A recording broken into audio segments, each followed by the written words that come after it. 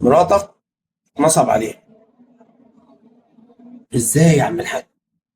ازاي؟ انتوا طالعين بترند جديد ليه؟ تعبت منكم. تعبت منكم، كل يوم ترند ترند ترند، كل يوم قصه وحدوته. ايه يا عم؟ ما تهدوا شويه. ترندات ترندات ترندات ترندات. ايه مفيش حاجه عندكم الا الترند. انا اتنصب عليا، انا مراتي اتنصبت عليا. طب انت مراتك اتنصبت عليك وانت كنت فين يا جدع؟ يا جدع. يا جماعة أنا اتنصب عليا من مرات مغني بتاع مهرجانات مشهور. أنا هخلي محمد اللي يحكي لكم عشان الموضوع كبير. انا مبدئيا انا واقف مع مراتي في الفيديو ده عشان هي عايزه تتكلم ومصممه، وهي حقها، هي حره. نصب عليها وبقالها 15 يوم صابره على فلوسها، وانا كنت مانعها لحد ما اخد خطوه معينه، وقلت اتصرف كالرجاله بيتصرفوا ازاي. تواصلت مع جوزها وقال لي هنحل الموضوع، والموضوع بسيط، وقعد يمطوحني ويوديني ويجيبني، وبعد كده ما بقاش يرد عليا. خلاص انا عملت اللي عليا، وحقي كده كده انا بعرف اخده وهاخده.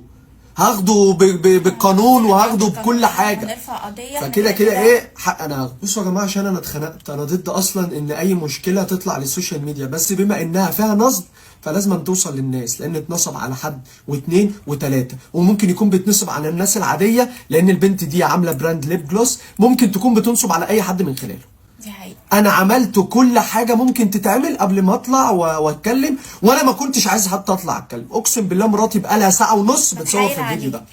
بتحايل عليه انه يطلع بس معايا. بقالها ساعة ونص بتصور في الفيديو ده عشان خاطر بس مش عارفة تتكلم لان مراتي. مش من عادتي ان انا اطلع اتكلم او اجيب سيرة حد وانزل فيديو والجو ده، يعني ده مش جونا خالص وانتوا عارفيننا كويس. بصوا يا جماعة بمنتهى الاختصار، مراتي اتنصب عليها في كام؟ في 10000 جنيه، منهم 5000 جنيه المفروض هم كانوا جايين لي. الموضوع حصل ازاي؟ البنت دي عملت لرؤى فولو من فترة. بعد ما عملت لها فولو دخلت كلمتها ان انا عندي براند ليب جلوس وعايزه ابعت لك وانا بحبك ومراتي بتحبها، وقالت لها انا بحبك وبيحبوا بعض وكلام جميل.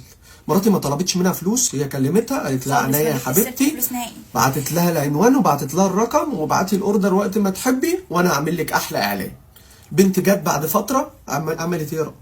دخلت كلمتني تاني وقالت لي انا لسه جوزي عامل اغنيه، والاغنيه انا كانت نازله بقالها يومين بالظبط، ما كانش لسه ترند، وعايزاك انتي ومحمد تنزلوا فيديوهات وكده وماركتنج وكده. قلت لها خلاص يا قلبي تمام مفيش مشكله. قالت لي طب بادجت كام؟ قلت لها انا مش هتكلم برضو معاكي في بادجت.